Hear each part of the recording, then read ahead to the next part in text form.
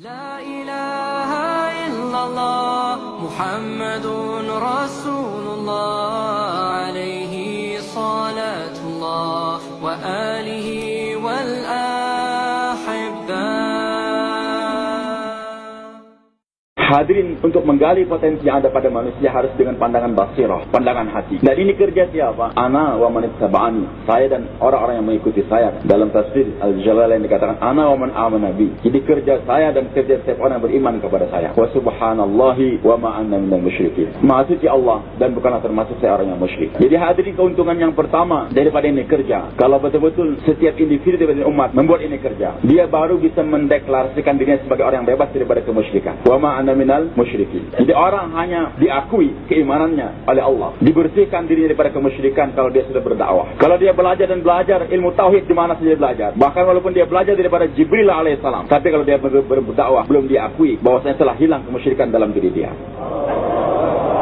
Jangan berkoar, akidah saya sudah baik, sudah benar, hanya dengan belajar, tapi tidak berdakwah. Jangankan kita, seorang Nabi saja hadirin, Nabi Musa alaihissalam, diajarin tauhid oleh Allah subhanahu wa ta'ala. Yang mengajar siapa? Allah. Yang belajar siapa? Nabi. Di mana belajarnya? Bil wadil muqaddas Tuwa. Wahai Musa, lepaskan kau punya sandal. Engkau sekarang dia berada di madrasah yang suci. Fakhla'an alaik, innaka bil wadil muqaddas Tuwa. Wahai Musa, lepaskan kau punya sandal. Kau sekarang berada di tempat yang suci, yang bersih. Kemudian, jadi madrasahnya madrasah yang bersih betul-betul, enggak ada kotoran najis di sana. Gurunya Allah yang mengajar, yang belajar Nabi. Pelajarannya apa? Fastami' lima yuha. Dengarkan apa yang diajarkan kepada kamu. Innani anallah, la ilaha illa ana. Sesungguhnya aku adalah Allah, tiada yang disembah dengan sembah kecuali aku. Pelajarnya tauhid. Pelajaran yang paling tinggi dalam Islam adalah tauhid. Yang mengajar Allah, yang belajar Nabi, pelajarnya tauhid. Pelajaran yang paling tinggi dan tempat yang suci. Fastami' lima yuha. Innani anallah, la ilaha illa ana. Tapi apakah dengan belajar bisa mendeklarasikan dirinya saya sebagai orang yang bebas daripada kemusyrikan, baik syirik jali ataupun syirik khafi? Maka ada ujian daripada Allah, gambaran pada umat semuanya. Wahai umat, wahai manusia, jangan kau berkoar, jangan kau berlagak, hanya duduk di madrasah di depan seorang kiai, belajar ilmu tauhid, sudah mengaku dirinya sebagai hebat, bebas dari kemusyrikan. Wa ma tilka bi yaminika ya Musa. Wahai Musa, apa yang di tangan kanan kamu itu? Ujian daripada Allah. Apakah tauhid sudah tertanam atau belum? Lantas sang murid menjawab, iya asaya, ini tongkat saya. Akrab dengan tongkat, mengetahui manfaat tongkat yang dia miliki, maka tanpa segan beliau bukan mengatakan iya asa, dia tongkat, bukan asaya, tongkat saya. Atawakkau alaiha, saya gunakan untuk melangkah. Wa husyu bi ala ghanami, saya gunakan untuk memukul daun-daunan sehingga jatuh dan dimakan oleh kambing-kambing saya. Waliya fiha ma'arib ukhra, dan banyak manfaat lain lagi ya Allah. Lupa tauhid yang baru diajarkan. Banyak manfaat tongkat saya ya Allah, padahal baru diajarkan fastami' lima yuha innani anallah la ilaha illa ana la nafi'a illa ana. Wahai Musa, tiada yang memberikan manfaat kecuali aku. Kenapa masih kau katakan waliya fiha ma'arib ukhra? Masih banyak manfaat lagi di tongkat saya. Ujian yang kedua, alqiha ya Musa, lemparkan di tongkat yang kau cintai tadi. Merasakan kau milik saya tongkat, saya lemparkan kecintaan kau pada itu tongkat. Fa idza hiya hayyatun tas'a, itu tongkat berubah jadi ular yang bergerak dengan cepat. Apa yang terjadi? Nabi Musa lari, walla mudbiran wa lam yu'aqib, lari dan tidak menengok lagi ke belakang. Hai Musa, kenapa lari? La dharra illa ana. Wahai Musa, tidak ada memberikan mudarat kecuali aku. Kenapa lari dari ular? Mana kau punya tauhid? Wahai santri-santri, wahai pelajar yang belajar di Mesir, yang belajar di Madinah, yang belajar di pondok pesantren, di mana kau punya tauhid? Kenapa lari? Lari dari ular. La dharra illa ana, la ilaha illallah, la dharra illallah. Tauhid belum tertanam kalau hanya tinggal di madrasah, belum bergerak. Khusa wala takhaf. Wahai Musa, ambil, transfer tauhid yang ada di hati kamu dalam perbuatan. Tauhid bukan sekedar dalam hati atau diucapkan, tapi harus dibuktikan dengan perbuatan. Buktikan kau punya iman. Pegang itu ular. La takhaf, jangan takut. Diambil dan betul menjadi tongkat kembali. Sekarang Allah ingin mengajarkan pada ini umat bagaimana supaya iman betul-betul menjadi iman yang bebas daripada kemusyrikan. Maka Allah beritahukan caranya, wahai Musa, letakkan kau punya iman dalam medan dakwah. Izhab ila fir'auna innahu tagha. Pergi sekarang kepada Fir'aun supaya matang tauhid yang kau pelajari, iman yang kau pelajari. Letakkan itu iman dalam medan dakwah. Izhab ila fir'auna innahu tagha. Pergi kepada Fir'aun, dan orang yang tagha keras kepala. Tahu Musa alaihissalam siapa itu Fir'aun? 70.000 bayi tanpa dosa telah dicincang, dan beliau sedang dikejar oleh Fir'aun, tapi malah disuruh pergi ke sana. Mendoa, Rabbi shrah li sadri wa yassir li amri wahlul 'uqdatam min lisani yafqahu qawli waj'al li waziran min ahli Harun akhi ushdud bi azri wa ashrif fi amri kay nusabbihaka katsira wa nadhkuruka katsira innaka kunta bina basira. Berangkat Dibawa itu iman dalam medan dakwah. Ternyata betul sampainya di sana, Fir'aun ketakutan. Berhadapan Fir'aun yang dicari Musa, ketakutan dia. Akhirnya mengarahkan anak muridnya saja, anak buahnya saja. 80.000 tukang sihir lebih kurang dihadapkan. Masing-masing bawa tali dan tongkat. Melemparkan, jadi ular semua. Sekarang seorang da'i menghadapi 160.000 ular. Tapi aneh, dulu ketika imannya belum diletakkan dalam medan dakwah, lari dari satu ular. Sekarang enggak lari dari 160.000 ular.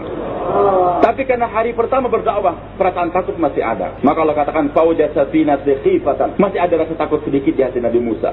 Baru pertama berdakwah begitu. Bahkan sebelum menghadapi ular tadi ketika akan berangkat, sebelum mendoa, terpikir juga bagaimana anak saya, bagaimana istri saya yang sedang sakit di bawah gunung sana. Sebagaimana pertanyaan seorang dai, bagaimana makan apa kita kalau berangkat ke pulang.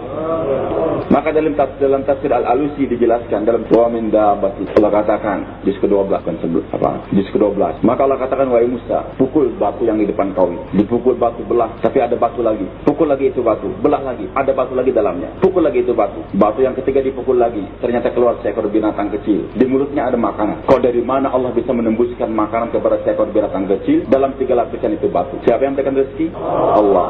Ar-Razzaq wallah, Al-Khaliq wallah, Al-Malik wallah, Ar-Razzaq wallah. Enggak susah bagi Allah. Tidak ada satu orang dokter pun yang ahli bisa menembuskan makanan, menginfuskan makanan ke dalam 3 lapisan batu. Ada di sini dokter yang bisa menembuskan jarumnya ke dalam 3 lapisan batu tadi tanpa merusak itu bentuk batu? Yang kuasa siapa? Allah. Jangan khawatir wahai Musa, jangankan istri kamu di luar batu, binatang dalam 3 lapisan batu saja aku mampu untuk memberikan makanan kepada dia. Dengarkan apa yang dia ucapkan. Maka Nabi Musa tawajuh mendengarkan ucapan daripada itu binatang kecil. Subhana man yarani, Maha suci Allah yang melihat aku senantiasa. Wa yasma'u kalami, mendengarkan setiap ucapanku. Wa ya'rifu makani, mengetahui di mana tempat aku. Wa yadhkuruni wa la yansani, dan selalu mengingat aku, tidak pernah melupakan aku. Binatang dalam 3 lapisan batu, Allah tidak pernah lupa untuk memberikan rezeki pada dia. Itu binatang. Bagaimana engkau wahai Musa? Bagaimana istri kamu? Istri seorang dai. Apa Allah akan membiarkan? Hadirin kemusyrikan mulai menghilang. Menghadapi 160.000 ular. Sekarang enggak lari, tapi masih ada rasa takut. Musa qulna la takhaf innaka antal a'la. Wahai Musa, jangan takut. Engkau yang akan menang atas mereka semua. Selama engkau konsisten dalam dakwah tadi. Dakwahkan terus kebesaran Allah Subhanahu wa taala. Maka akhirnya apa hadirin yang dimakan Allah? Puncak daripada ujian dan lulus beliau sampai S3. Di depan lautan, di belakang tentara Fir'aun. Membawa umatnya, Nabi Musa AS menyeberang lautan. Bani Israel yang meletakkan imannya dalam ibadah. 40 tahun mendirikan sholat di bawah bimbingan seorang Nabi. Yang membimbingnya siapa? Berzikir, sholat di bawah bimbingan seorang mursyid. Siapa mursyidnya? Mursyid tasawufnya siapa? Nabi Musa. Enggak tanggung-tanggung, bukan seorang wali, bukan seorang kiai, tapi seorang nabi. Apakah ada seorang kiai atau seorang wali yang mampu melebihi kehebatan daripada seorang nabi? Tidak ada. Di bawah bimbingan seorang mursyid beribadah 40 tahun, suluk selama 40 tahun. Berapa tahun suluknya? 40 tahun. Baru 15 hari suluk sudah mengaku imannya hebat. 40 tahun berada mengaji suluk di bawah pimpinan seorang mursyid. Tapi ketika melihat di depan lautan, di belakang tentara, ketakutan. Inna namudrakun. Wahai Musa, kita sekarang terkejar. Lu apa hasil ibadah kamu 40 tahun? Masih takut dengan makhluk? Al-Quran berbicara hadirin. Kenyataan. Bagaimanapun hebatnya orang mentauhidkan hatinya kepada Allah. Tapi kalau belum meletakkan dirinya dalam suasana dakwah, akan terkesan dengan keadaan. Barangkali sekarang dia pakai sorban, dia pakai jenggot. Tapi kalau sudah banyak tuduhan-tuduhan daripada mereka-mereka yang pakai sorban ini teroris, yang pakai jenggot teroris, itu jenggot akan dia cukur, sorban akan dilepas. Barangkali hari ini istrinya pakai purdah, tapi kalau sudah letakkan lagi dalam medan dakwah, itu purdah nanti lama-kelamaan akan terlepas. Seorang anak kecil hidup dalam suasana dakwah bersama ayah dan ibunya, talim ada di rumah, di sekolah di Perancis sana. Kata gurunya, lepas kau punya jilbab. Tidak bisa. Lepas tidak bisa. Lantas gurunya merayu, wahai anak, apa? Bagaimana caranya aku bisa melepas kau punya jilbab? Itu anak kecil mengatakan, guru ambil sebuah pedang, tebas saya punya leher. Baru guru akan bisa melepaskan jilbab saya. Kekuatan apa ini? Rumahnya dibentuk oleh suasana dakwah. Maka itu anak berani mengatakan, ambil kau punya pedang, tebas kau saya punya leher. Itu yang bisa melepaskan jilbab dia daripada lehernya. Tapi hanya dibentuk dalam suasana ibadah saja hadir. Apalagi hanya 1 bulan dalam pesantren Ramadan saja. Anak-anak dibina, tapi tidak dibiasakan dalam suasana dakwah. Ayahnya enggak pernah kurus, ibunya juga enggak pernah dibawa keluar masturah. Jangan harapkan anaknya berani berbicara demikian. Hanya anak seorang dai yang berani mengatakan demikian. Silakan ambil pedang, tebas saya punya leher. Hadirin yang dimakan oleh Allah, jangan puas kita dengan zikir yang kita amalkan, tapi belum kita letakkan dalam medan dakwah. Maka yang menjadikan zikir orang zikir orang berwibawa sudah diletakkan dalam dakwah. Bahkan nilainya akan digandakan menjadi 700.000 kali di sisi Allah.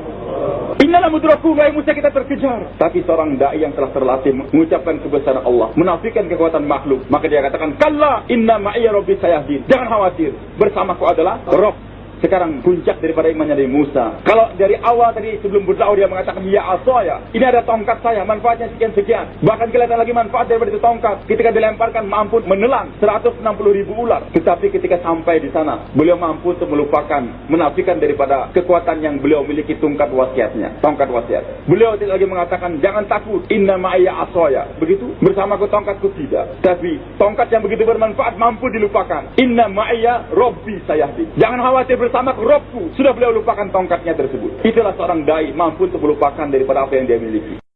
Subhanallah walhamdulillah.